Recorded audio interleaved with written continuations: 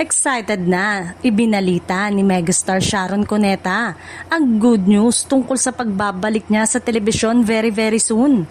Matapos nga niyang i-announce ang desisyon na mag-social media detox na nagsimula noong August 28 ay muling nagparamdam ang movie at TV icon sa madlang people.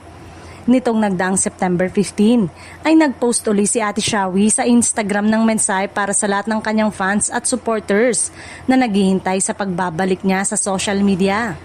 Kasalukuyan niya kasing ini-enjoy ng bonggang-bongga ang kanyang life na walang iniintinding mga kaganapan sa SOCMED. Pero may inihanda nga raw siyang pasorpresa sa kanyang mga taga-suporta sa muling paglabas niya sa telebisyon.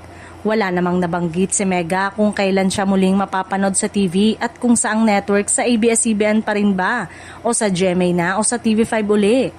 Siyempre, ngayon pa lang ay abangers na ang mga Sharonians sa bago niyang TV project.